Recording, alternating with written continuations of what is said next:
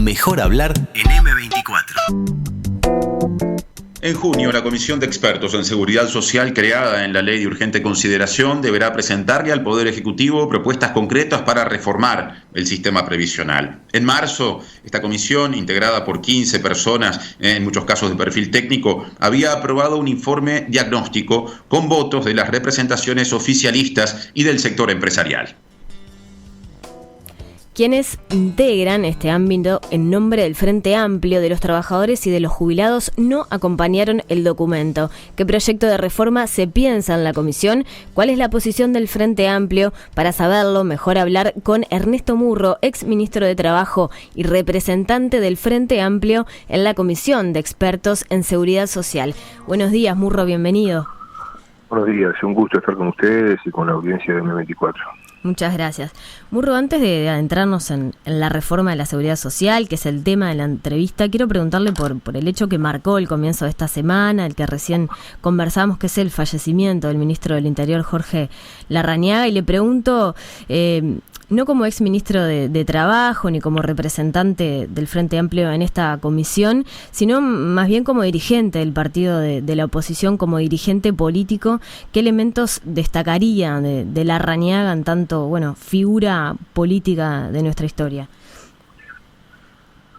Bueno, en primer lugar, nuestro dolor y nuestro saludo sincero, solidario a la familia, a sus amigos, a sus correligionarios, al Partido Nacional,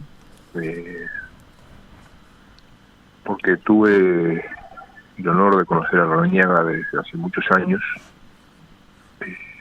y de tratar de comprenderlo. Aclaro por las dudas que no soy un dirigente del Frente Amplio, soy un simple militante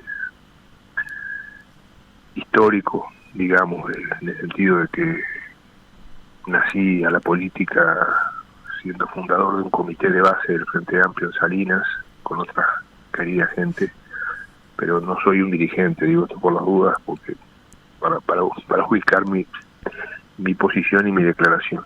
Pero realmente me impactó mucho. Yo conocí a Larrañaga cuando él era intendente de Paysandú, y siendo nosotros un trabajador de la madera, concurríamos a ese departamento a tratar de ayudar, sobre todo a los trabajadores de los montes que estaban en ese momento en una situación muy embromada, los primeros años de la democracia, en muchos casos en situaciones de casi esclavitud, y bueno, allí tuvimos varias conversaciones con él, porque Paysandú era un departamento forestal muy importante. También lo conocí gracias al querido amigo y maestro como don Luis Corotuso, con quien nos iniciamos en el Banco de Previsión Social, y siempre recuerdo que don Luis me decía, este es buena gente. Luego como senador, y bueno, incluso ahora, estos últimos tiempos, también tuve oportunidad de conversar con él telefónicamente en alguna instancia, y siempre mantuvimos una buena relación. Creo que es un político de la mejor historia del Uruguay, y de esos hombres que enseñan junto a otras personalidades de este país y a otros ejemplos políticos de este país, de qué importancia es luchar y levantarse después que uno ha caído. Y creo que en ese sentido también es algo que hay que tener en cuenta. Bien. Murro, ahora sí, pasando al tema que nos convoca en el día de hoy, que es la reforma de la seguridad social. Usted solicitó más tiempo para trabajar en esta comisión sobre las propuestas concretas que se van a trasladar al Poder Ejecutivo. En el programa Legítima Defensa planteó que con los tiempos actuales no se tratará a fondo el tema de la seguridad social, sino que se centrará solo en la reforma de pensiones y jubilaciones, dejando de lado, por ejemplo, la discusión sobre el seguro de paro, las asignaciones familiares y la licencia maternal. ¿Por qué y en qué medida considera que deberían discutirse también estos elementos? La comisión esta, que es una comisión creada en la ley de urgencia, otra cosa más creada en la ley de urgencia, estableció que se tratara solamente la reforma de las jubilaciones y pensiones. Esa es una decisión del actual gobierno, legítima, pero bueno, es lo que se decidió. Pero sin embargo se la llama de seguridad social, y eso a veces confunde. Yo me he encontrado con mucha gente, incluso gente con muy alto nivel de información en el país, que bueno, recién ahí cuando se lo explicamos se entera que es solo una reforma de las jubilaciones y pensiones. Y nosotros pensamos que Uruguay, históricamente, pero sobre todo en los 15 años de gobierno del Frente Amplio, construyó un sistema de protección social donde sus distintos programas y servicios están interrelacionados. Por ejemplo, un trabajador en Uruguay, una trabajadora, aporta para jubilaciones y pensiones y aporta para el seguro de salud. Pero aportando a esas dos cosas, tiene derecho al seguro de paro, a la licencia por maternidad o paternidad, a licencia por enfermedad y otra cantidad de derechos y servicios. Y eso es una fortaleza del sistema uruguayo. Como es una fortaleza, por ejemplo, haber asociado el sistema de salud al sistema de seguridad social en 2008, cosa que antes no ocurría. Haberle dado el derecho a la familia en el seguro de salud, cosa que antes no ocurría. Antes el derecho era solo para el trabajador, en el viejo dice. O haber creado el monotributo como lo creamos en la reforma tributaria, o haber iniciado el sistema de cuidados. Yo creo que es imprescindible profundizar el sistema de cuidados, y hemos llegado a decir, es muy difícil discutir una reforma de las jubilaciones y pensiones en esta sociedad machista, patriarcal, de desigualdad de género, sin la creación de un sistema, sin la profundización del sistema de cuidado que iniciamos. Esas son un poco las razones. Y en cuanto al tiempo, esto está reconocido en los propios documentos del gobierno.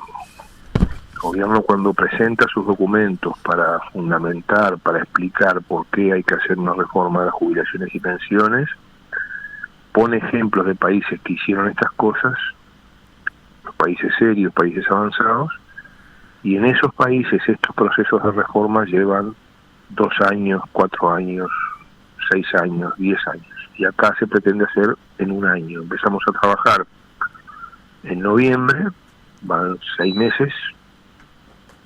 El trabajo de la llamada comisión de expertos va a estar culminando en junio.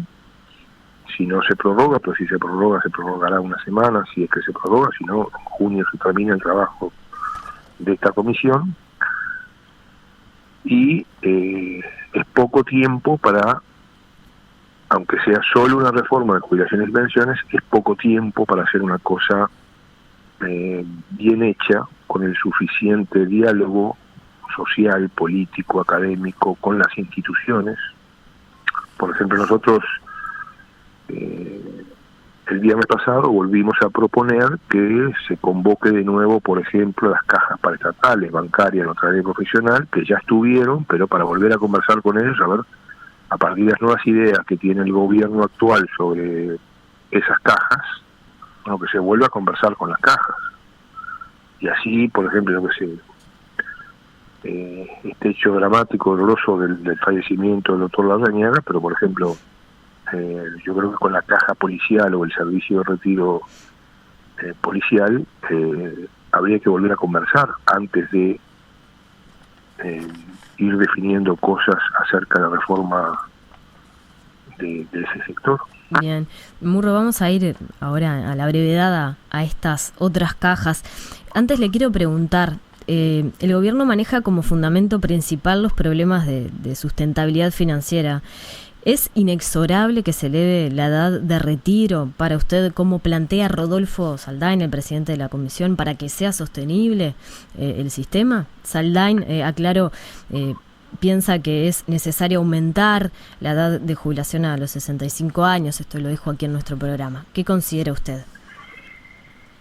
Nosotros, como Frente Amplio, en primer lugar, estamos actuando como delegación. Uh-huh. Y eso es muy importante. Creemos que así debe ser, así lo ha definido el Frente Amplio, que actuamos en representación del Frente Amplio. Y esta es una diferencia que hemos ya declarado públicamente antes, incluso alguna vez anterior ahí en M24 también, respecto a que los otros miembros de la comisión de expertos, los que representan a los ministerios y a los partidos que integran la actual coalición de gobierno, han dicho que ellos actúan a título personal. O sea, que lo que diga algún miembro o vote o acuerde algún miembro de los ministerios o de los partidos que integran la coalición, no tiene por qué luego esos ministerios o esos partidos votarla en el Parlamento. Esta es una diferencia importante.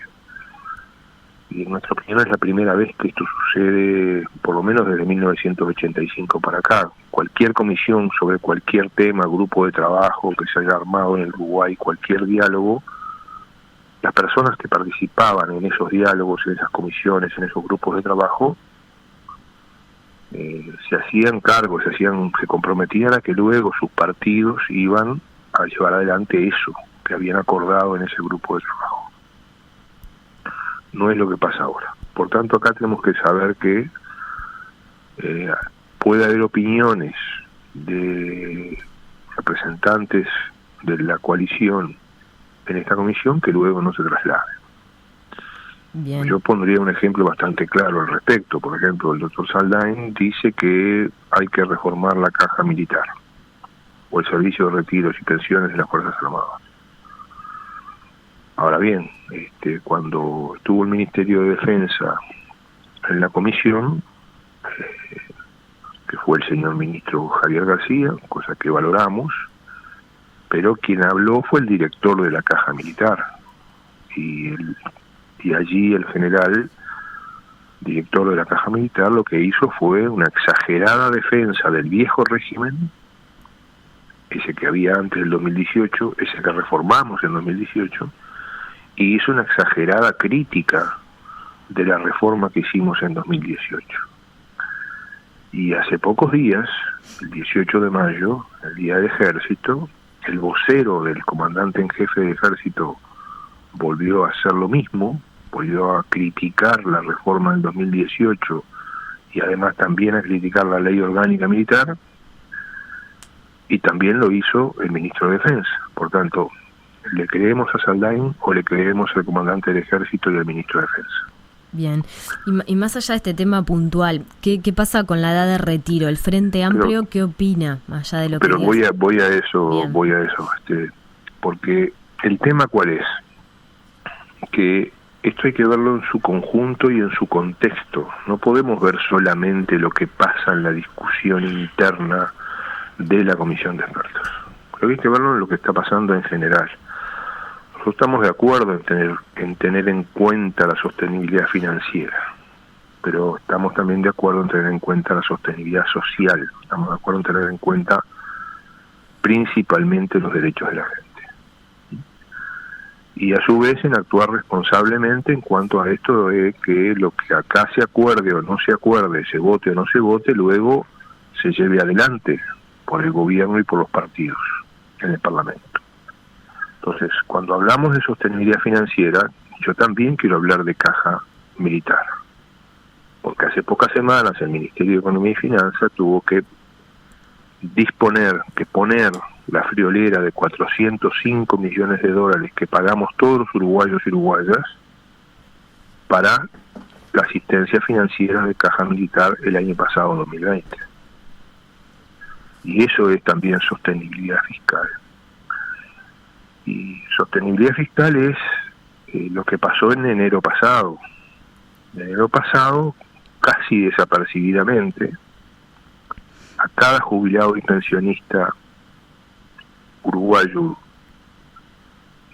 se le quitó 400, 500 pesos por mes 400, 500 pesos por mes promedio de poder de compra en el ajuste de las pasidades de enero, que se hizo constitucionalmente, sí, pero por primera vez se le dieron a la gente menos de 2 puntos, casi 2 puntos, menos de ajuste en su jubilación o en su pensión, porque se aplicó el aumento de salarios que había sido rebajado, porque se rebajaron los salarios en 2020 y se van a volver a rebajar este año 2021, y eso le ahorró al gobierno millones de dólares, y eso se hizo al margen de la comisión de expertos. Entonces creo que estas cosas que están pasando paralelamente a la comisión de expertos deben ser sustancialmente tenidas en cuenta cuando hablamos de la sostenibilidad. Bien, o sea que... Y cuando hablamos de la edad, sí, creo que hay varias cosas que considerar. Es un tema que se ha estudiado bastante en la comisión de expertos y que lo hemos estudiado bastante en el Frente Amplio y en el grupo de seguridad social del Frente Amplio, que integran unas 25 compañeras y compañeros con mucha experiencia en elaboración de reformas y en gestión de distintos organismos de seguridad social. Por ejemplo, tuvimos 4 reuniones con Suecia. En la primera reunión se le preguntó a las personas suecas cuál era la edad de jubilación en Suecia. Entonces se nos dijo 68 años, 68, y el año que viene va a ser 69, 69. Algunos se pusieron contentos al escuchar eso, pero después preguntamos a las personas de Suecia, bueno, pero ¿cuándo se pueden jubilar los suecos? Se pueden jubilar desde los 55. ¿Cómo? Sí, se pueden jubilar desde los 55. ¿Y cuál es el promedio real de jubilación en Suecia? El promedio real es 61. 61. Bueno, entonces en Uruguay estamos mejor, porque en Uruguay el promedio real al cual se jubila la gente es 62, 63. Sí. Tuvimos el ejemplo de Francia. Francia aumentó la edad jubilatoria, pero después los franceses hicieron un estudio a ver qué había pasado. Entonces se dieron cuenta que aumentaron la edad jubilatoria, pero la mayoría de la gente no seguía trabajando, y además les aumentaba el gasto en seguro de paro, en licencias por enfermedad y en servicios a las personas con discapacidad. Y entonces, más o menos, la inversión o el gasto es el mismo. Porque hay que considerar todos estos factores.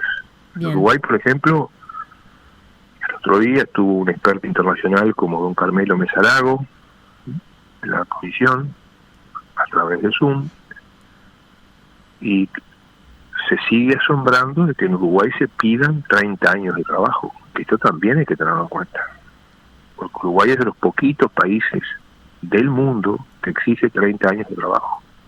Ahora bien, ¿qué sucedió en Uruguay? Que desde 1996, cuando se hizo la reforma de las AFAPs, la ley 16.713, se exigían 35 años. Y entre 1996 y 2008 se exigieron 35 años. Si hoy con 30 años es mucho, si hoy con 30 años el 30% de las uruguayas y uruguayos no se van a jubilar ni a los 70 años de edad, bueno, fíjense ustedes cuánta gente quedó para atrás, cuánta gente no llegó a jubilarse, no pudo jubilarse, quién sabe lo que le pasó entre 1996 y 2008. Bien. Urro. Hay que ver todas estas cosas en su complejidad. Bien, entendemos que usted, bueno, toma el tema de la edad como uno de los componentes de un análisis que incluya otras variables, ¿no? O las otras variables. Eso pasa un poco también en limpio de lo que acaba de comentar. Le proponemos hacer una breve pausa para seguir conversando junto a Martín Rodríguez de algunos de los temas que también fue mencionando, ¿no? Caja Militar, AFAPs. ¿Nos aguarda y volvemos? Con mucho gusto. Avanza la mañana periodística de M24, esto es Mejor Hablar, estamos en diálogo con Ernesto Murro, representante o integrante de la delegación del Frente Amplio en la Comisión de expertos en seguridad social. Venía hablando recién Murro con Mariana Abreu y ahora, continuando con la entrevista, tomo una de las apreciaciones que usted hacía sobre el cierre prácticamente del primer tramo, cuando se refería a que hay mucha gente que tiene enormes dificultades para llegar a los 30 años de aportes que le permitan después acceder a una jubilación. Precisamente ante esas dificultades que son reconocidas, que están muy presentes en distintos diagnósticos que se hacen de la situación jubilatoria o de las dificultades para acceder a la jubilación de mucha gente, el presidente de la Comisión de Expertos, Rodolfo Saldain, ha hablado públicamente de instrumentar un pilar cero. Lo dijo aquí en M24 hace cuestión de 2 semanas, un ingreso mínimo a la vejez, dijo, a través de un subsidio que de alguna manera complemente los aportes de esas personas y que decrecería ese subsidio en la medida en que esos aportes sean mayores. ¿Cuál es su visión con respecto a este punto? Buen día, Martín. Un gusto conversar con ustedes. Yo en primer lugar quiero volver a agradecerles esta posibilidad, porque estamos observando las dificultades que tenemos para poder acceder a grandes medios de comunicación con cierta equidad, con cierto equilibrio de posibilidades. Así que esto que ustedes hacen de permitirnos expresar, intercambiar puntos de vista, quiero reconocerlo expresamente. Muy bien. En segundo lugar, ahora se reconoce que 30 años es mucho por quienes durante muchos años, desde 1996 a 2008, 12 años, exigían, porque así lo establecieron en la ley, 35 años de trabajo para jubilarse. Digo esto porque no es menor, porque eso sucedió y eso generó que hubiera que hacer cosas en los 15 años de gobierno del Frente Amplio, cuando nos dimos cuenta, como sabíamos, como veíamos, atendiendo a la gente, dialogando con la gente, hablando, que estábamos ante un grave problema en el país, donde empezó a descender la cantidad de gente protegida por las jubilaciones y pensiones, como sucedió hasta el 2008, hasta que hicimos la reforma de la ley 18.395, donde bajamos de 35 a 30 los años de trabajo, facilitamos el acceso a las jubilaciones y pensiones por discapacidad y otorgamos 1 año de trabajo por hijo a las madres trabajadoras. Eso permitió que mucha gente que estaba taponeada, que no podía acceder al derecho a la jubilación y pensión, pudiera hacerlo. Eso permitió que unas 90.000 personas más se jubilaran en el Uruguay y accedían otros miles a prestaciones por discapacidad, por ejemplo. 60.000 mujeres, entre ellas 30.000 que nunca se hubieran jubilado si no hubiera sido por ese reconocimiento de año por hijo que otorgamos. Ahora, ¿qué opinó el gobierno de eso? Primero, recordemos que esa fue una ley con amplio diálogo, con amplísimo diálogo, no como ahora. Segundo, fue una ley aprobada por representantes de todos los partidos políticos. Tercero, esa ley, para este gobierno, y eso consta en las páginas 157 y siguientes de la exposición de motivos de la ley de presupuesto, una ley vigente en el Uruguay, una de las leyes que rápidamente logró aprobar este gobierno en sus primeros 12 meses de gobierno. Esa ley dice que eso que hicimos, esa ley 18.395 que facilitó el acceso a las jubilaciones, es una erosión del gasto público. Bueno, nosotros no podemos compartir eso, pero eso es parte de esta política, de esta concepción que no compartimos, de la prioridad en la sostenibilidad financiera. También es erosión del gasto público para este gobierno, porque esa exposición de motivos de la ley de presupuesto la firmaron todos los ministros del actual gobierno, de este gobierno que hoy tenemos, democráticamente electo. El haber aumentado las pasividades mínimas, eso pues son unos 14.000 pesos, pero que si no hubiéramos dado los aumentos extras que dimos durante 15 años en julio de cada año en general, esa gente en vez de 14.000 pesos estaría cobrando 6 o 7.000 pesos. Ahora, Murro, con respecto al Pilar Cero concretamente, que yo le planteé en la pregunta, que es esta propuesta que ya voy, levanta Saldaña, ¿usted qué piensa? Esto que le estoy diciendo, Martín, es parte del Pilar Cero. La jubilación y pensión mínima de 14.000 pesos, que en ese documento, que es la exposición de motivos de la ley de presupuesto, dice que es erosión del gasto público haber llevado las pasividades mínimas a 14.000 pesos. Y esto es parte sustancial del Pilar Cero. O sea, el Pilar Cero es una medida inteligente, atractiva,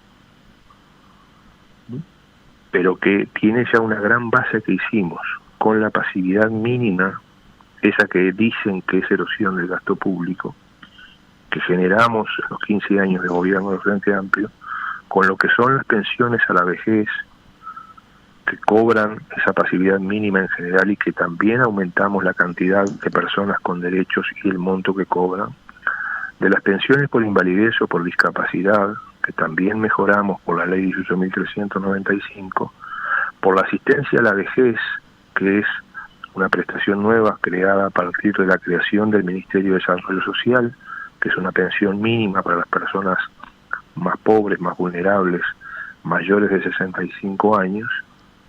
De todo eso es la base. Ahora, ¿qué viene después del Pilar Cero?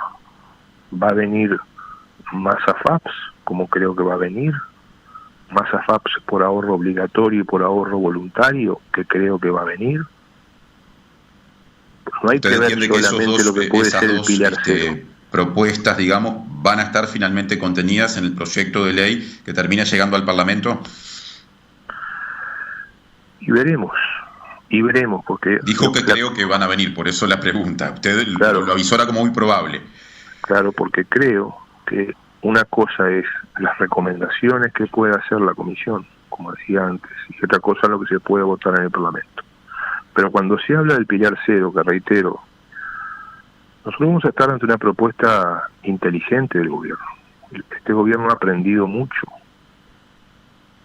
para su política, para su interés.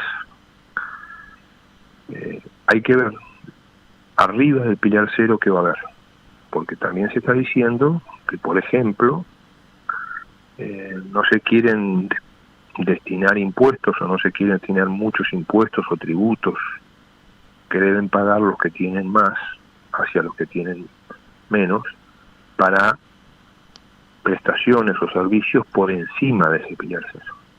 Y en la época de que una jubilación se bancaba, se financiaba solamente con los aportes obreros y patronales, esa época ya pasó. Eso es el siglo XIX, principios del siglo XX. ¿Usted propone un sistema impositivo que de alguna manera grave a sectores que hoy entiende que no están aportando lo suficiente? Yo creo que Uruguay tiene que también en esto tener en cuenta el contexto, Martín. Yo reitero, este gobierno casi desapercibidamente, en enero pasado, rebajó el poder de compra en 400 o 500 pesos para las jubiladas y los jubilados y pensionistas del Uruguay. Y eso es mucha plata para un jubilado pensionista, 400, 500 pesos por mes. Y eso le significó un ahorro de millones de dólares a este gobierno. Este gobierno, cuando pone el impuesto para la pandemia, para el COVID, eso que nos desgarra cada día con 60 muertos, que nos ubica al Uruguay en el primer lugar del mundo en muertos en proporción a los habitantes, primero o segundo lugar del mundo en contagios, pese a que hoy ya no contamos todos los contagios que hay. Es el gobierno que menos plata le ha dado a la gente para bancar, para atenuar la pandemia, que menos plata le ha dado a las empresas que están necesitadas de eso. Bueno, es el mismo gobierno que menos plata le ha pedido a los sectores que le van muy bien, porque acá hay sectores que le van muy bien, y cuando pone un impuesto le pone solamente un impuesto a los funcionarios públicos que ganan más de 120.000 pesos a los jubilados. Concretamente, para financiar el sistema de seguridad social en un sentido amplio, ¿qué sectores que hoy no están aportando lo que podrían, usted entiende que tienen esa capacidad o que podrían tener esa capacidad contributiva? Si usted me permite, termino la respuesta. Cuando se decide ponerle solo impuesto a los empleados públicos que ganan más de 120.000 pesos, a los jubilados que ganan más de 120.000 pesos, y no se le ponen impuestos ni siquiera transitorios a las grandes ganancias empresariales que las hay, a los sectores que en la pandemia les ha ido muy bien, porque hay muchos sectores que le ha ido muy mal y hay que ayudarlos, pero que le ha ido muy bien. Cuando no se le ponen impuestos a gente que trabaja en el sector privado y que gana 2 millones de pesos por mes, 4 millones de pesos por mes, 10 millones de pesos por mes, en el sector privado, y muchas veces en el sector privado atendiendo políticas públicas, y a esa gente no se le tocó un peso. Bueno, esas son decisiones políticas que nos marcan, nos dan índices de por dónde se quiere ir también cuando se va a hacer una reforma de jubilaciones y pensiones. Por eso hay que ver el contexto en el cual estamos. O sea, porque a veces nos resulta incómodo estar discutiendo en una llamada comisión de expertos cuando se nos mueren 60 personas por día. En Uruguay, antes de la pandemia, por todas las causas morían 90 personas por día. Ahora mueren 60 personas por día. Esto es desgarrador, esto es dramático. Todos tenemos un amigo, un pariente, alguien que se nos ha ido. Entonces, y hay que tenerlo en cuenta. Tener en cuenta la pandemia, porque el Uruguay y el mundo no van a ser igual después de esto. Cuando estamos discutiendo estas cosas, tener en cuenta los efectos en la economía y en la sociedad que esto va a tener. Este hecho dramático, de que se hayan anotado 250.000 personas para ganar 12.000 pesos por mes, tendría que estar reunido como urgencia el Consejo de Ministros para ver el dramatismo que esto tiene. Que se hayan anotado en Uruguay 250.000 personas para ganar 12.000 pesos por mes es un síntoma fuertísimo de la grave realidad nacional que estamos teniendo, como lo son las 700 ollas populares. Entonces, en este marco hay que discutir una reforma de las jubilaciones y pensiones y teniendo en cuenta todas las cosas. Murro, nos está quedando pendiente el abordaje de un punto que generalmente genera, digamos, discusión entre actual oficialismo y oposición, que es el que tiene que ver con el servicio de retiros y pensiones de las Fuerzas Armadas, Caja Militar. Lo invitamos a escuchar un comentario que hizo Saldain cuando lo entrevistamos aquí en Mejor Hablar hace pocos días con respecto a los alcances de la última reforma realizada sobre ese subsistema durante el anterior gobierno, o sea, el último gobierno del Frente Amplio. Son unos 20 segundos y volvemos con ustedes. Sí, así es importante señalar que en el 2018 los votos, había una mayoría absoluta. Está claro, hubo problemas internos dentro de la fuerza de gobierno en aquel momento. Pero no es que yo sea crítico con aquella reforma, simplemente, tuvo un impacto que probablemente sea un impacto que no tienda a modificar los compromisos fiscales de manera sustantiva en el mediano plazo. El tema militar es un tema relevante, pero no es culpa de los militares, son los parlamentos los que les votaron las leyes todo el tiempo. Y nadie puede decir yo no tengo nada que ver con esto. No tendió a modificar los compromisos fiscales de manera sustantiva en el mediano plazo, dijo Saldain, entre otras cosas, con respecto a esa reforma del año 2018. ¿Qué opina usted con respecto al alcance de esa modificación o de aquella reforma, Murro? Bueno, en primer lugar fue la primera reforma importante que se hizo en democracia. El Partido Nacional gobernó en democracia, el Partido Colorado gobernó en democracia, y nunca ni intentaron hacer una reforma de Caja Militar. Nosotros la hicimos. Hicimos la reforma que pudimos hacer en el marco de ese proceso. Porque existe en Uruguay una fuerte incidencia de los militares en Uruguay. Basta ver el discurso del vocero del comandante en jefe el 18 de mayo. Y en este contexto también tenemos que ubicarnos. Hicimos una reforma importante el proyecto que enviamos como Poder Ejecutivo, presidido por el querido Tabaré Vázquez, era un proyecto más profundo que el que terminó aprobando el Parlamento.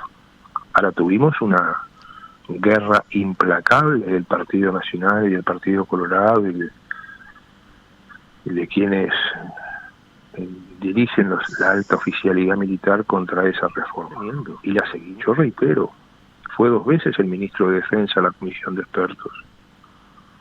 Y las 2 veces habló el general que dirige la Caja Militar, y lo que hizo fue una amplísima crítica a la reforma que hicimos y una gran defensa del viejo régimen, ese régimen que permitía, por ejemplo, que muchos militares se jubilaran con 38 años de edad,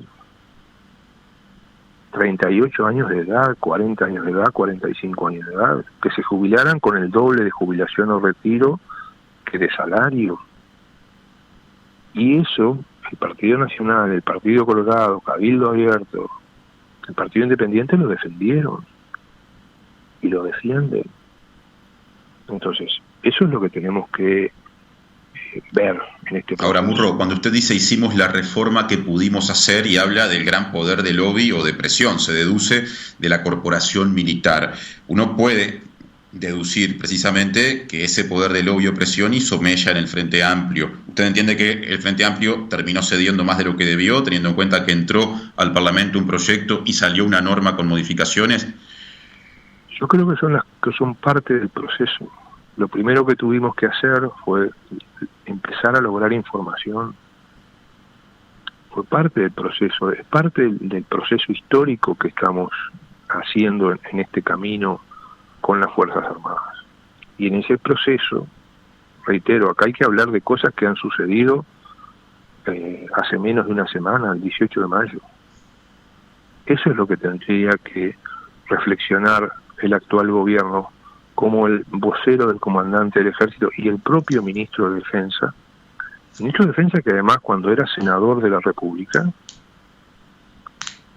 durante el proceso de reforma que logramos hacer en 2018, era invitado por la alta oficialidad militar a dar conferencias para la oficialidad militar. Y en ese proceso el ministro de Defensa actual, el doctor Javier García, cuestionaba y atacaba el proyecto de reforma que estábamos impulsando en ese momento y que terminó siendo la única reforma seria que se hizo en todas las décadas de democracia que tenemos. Tenemos que ir cerrando la entrevista, Murro. Quiero mirar hacia adelante con usted, porque en definitiva se está trabajando todavía en lo que será el insumo que tomará el Poder Ejecutivo para hacer un proyecto de ley que después llegará al Parlamento con respecto a esta reforma previsional que alguna disposición uno piensa podría incluir con respecto a este subsistema, el servicio de retiros y pensiones de las Fuerzas Armadas. En este contexto político, ¿qué margen de incidencia razonable tiene la delegación del Frente Amplio para que lo que se disponga con respecto a la caja militar incorpore determinados elementos que se entiendan necesarios? Nosotros queremos profundizar la reforma realizada en 2018. Ese es el camino que queremos, una reforma que profundice lo que iniciamos en el 2018, que creemos que ese es el camino adecuado. Queremos creer en lo que plantea el otro Saldain, queremos creer en lo que dijo el presidente de la República cuando fue el 2 de marzo al Parlamento a hacer el informe de su primer año de gobierno y dijo que esta reforma debía ser integral, debía ser de todas las cajas. Ahora, yo reitero, las cosas a nosotros nos gusta analizarlas en un proceso, en un contexto. El actual señor presidente de la República, cuando era candidato, dijo: no hay déficit de la caja militar. Y eso ustedes, los periodistas, lo tienen grabado. No se puede hablar de déficit de caja militar. Bueno, sin embargo, hace pocas semanas, como ya lo dije recién, el Ministerio de Economía y Finanzas tuvo que transferir la friolera de 405 millones de dólares para bancar la asistencia financiera que necesitó Caja Militar en el año 2020. Entonces, yo no quiero discutir las cosas solo en la teoría, en las hipótesis, en la técnica de la comisión de expertos. Quiero ver qué es lo que está pasando en el contexto. Bien. Porque Ernesto si Murro, integrante gobierno de la representación del Frente Amplio en la comisión de expertos en seguridad social. Muchas gracias por estos minutos para Mejor Hablar. Hasta la próxima. Gracias a ustedes. 97.9 FM Montevideo. 102.5 FM Maldonado. Escucha distinto. Escucha distinto. Escucha distinto.